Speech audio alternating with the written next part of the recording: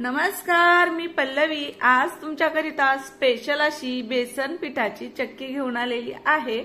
त्याला बरेच जण बेसन पिठाची बर्फी पण म्हणतात, तर आम्ही चक्की म्हणतो। तुमच्या इकडे काय म्हणतात कमेंटद्वारे कळवा। आणि ही चक्की बनवलेली आहे माझ्या आईने आणि माहेर घरची रेसिपी आहे म्हणून खास आहे, माझ्याकरिता तरी खास आहे आणि बऱ्याच जणांना आवडते नाही हे मला माहिती नाही, पण खरं चक्की एवढी मऊ तयार झालेली आहे आणि तुम्ही इथे पाहू शकता मस्त वरतून ही शायनिंग येते। आणि परफेक्ट चक्की कशी बनवायची अचूक प्रमाण आणि अचूक माहितीनुसार मी तुम्हाला ही रेसिपी शेअर करत आहे। मग व्हिडिओला नक्की शेवटपर्यंत राहा म्हणजे रेसिपी तुमच्या लक्षात येईल। मग रेसिपीला सुरुवात करण्या अगोदर चॅनलवरती नवीन असाल तर पटकन आता चॅनलला सबस्क्राइब करा आणि पहा मस्त अशी ठिसूळ आणि खूप मऊ आहे आणि टिकायला पण 15 दिवस आरामात ही चक्की टिकते। तर पाहू शकता हाताने थोडासा दाब दिला तरीही ती दबल्या जाते, म्हणजे खूप सॉफ्ट आहे।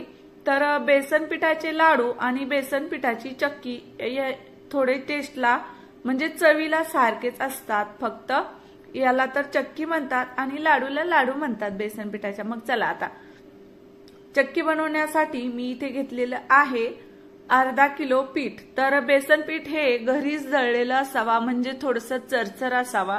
बेसन लाडूसाठी जे पीठ वापरतात थोडंसं चरचर, तेच पीठ चक्कीला इथे वापरायचं। तुम्हाला आवडत असतील ड्रायफ्रुट्स वरतून गार्निश करण्यासाठी तर तुमच्या आवडीचे ड्रायफ्रुट्स घ्या।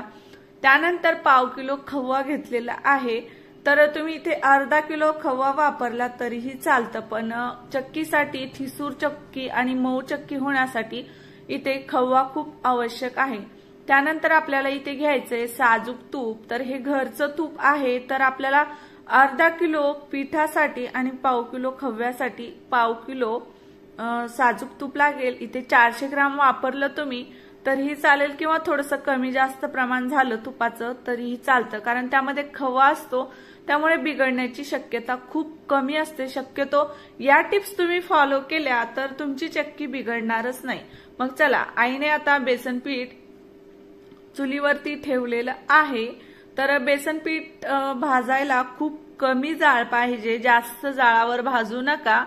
आणि शक्यतो तुम्ही गॅसवरती भाजत असाल तर गॅस अगदी म्हणजे कमी गॅसवर भाजून घ्या, म्हणजे बेसन पीठ हे करपणार नाही। आणि पातळ जास्त दळलेलं असल्यावर तर बेसन पीठ लगेच तळाशी लागतं। आता बेसन पीठ भाजण्यासाठी आपल्याला इथे मोठ्या आकाराची कढई घ्यायची आहे, किंवा एखादं तुमच्याकडे मोठं भांडं असेल तर शक्यतो कढईच्याच आकाराचं भांडं घ्या आणि असं मोकळं बेसन पीठ भाजता आलं पाहिजे आणि कमी जाळ ठेवायचा आणि हात सारखा चालू ठेवायचा। तर हे पहा मस्त आता कलर चेंज झालाय बेसन पिठाचा।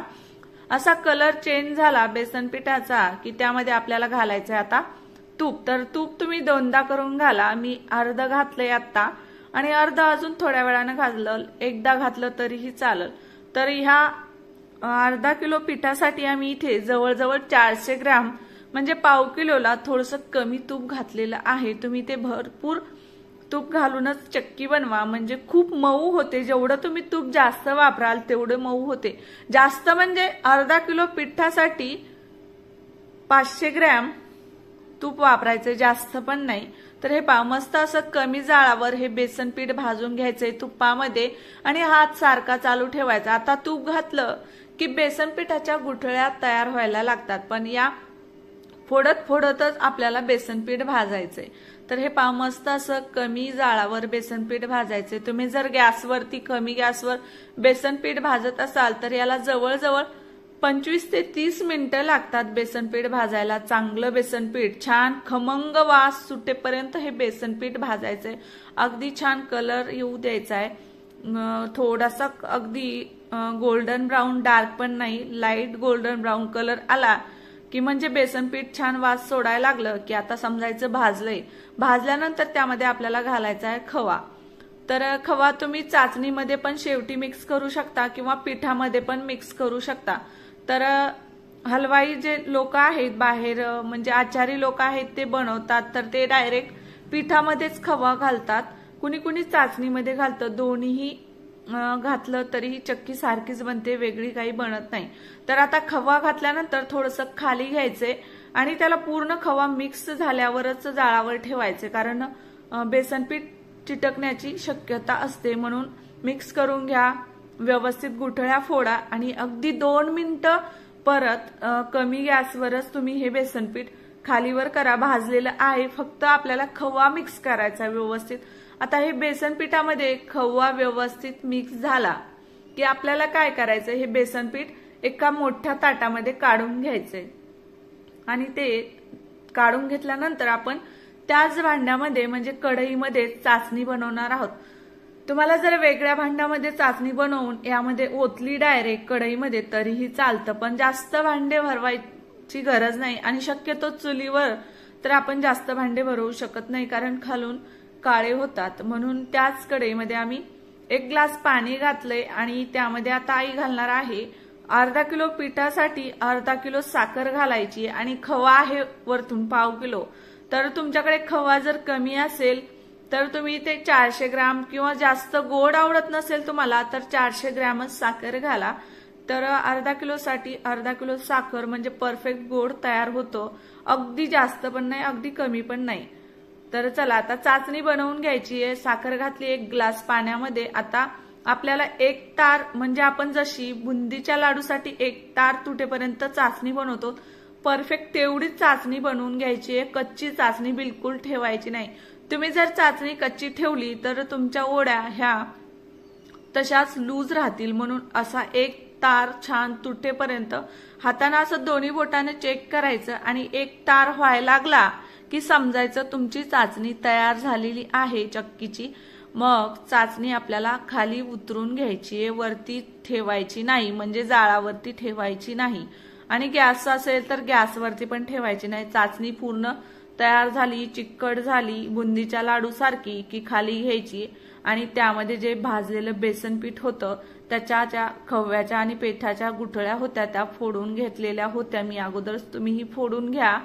खवा घातल्यामुळे जास्त गुठळ्या तयार झालत्या। आता जे फोडल्यानंतर आता हे पीठ आपल्याला चाचणीमध्ये घालायचे खाली ठेवूनच। आता याला बराच वेळ आपल्याला फेटायला लागतं। तर बेसन पिठाला ही प्रोसेस एवढी हार्ड नसते, ही प्रोसेस चक्कीमध्ये जास्त हार्ड असते, कारण याला बराच वेळ घोटायला लागता, कारण त्यामध्ये खूप साऱ्या गुठळ्या दिसायल्यात। पण घाबरू नका, या गुठळ्या फुटल्या जातात आणि चक्की बनवल्यानंतर तर बिलकुल दिसत नाही। आता त्यामध्ये तुम्हाला घालायची असेल वेलची पूड तर वेलची पूड घाला, आवडत असेल तर नाही घातली तरीही चालतं। तुम्हाला फ्लेवर आवडत असेल तर घाला, मी घातलेली आहे। आणि अशा गुठळ्या फोडायच्या, थोडंसं पीठ आळून येऊ द्यायचंय।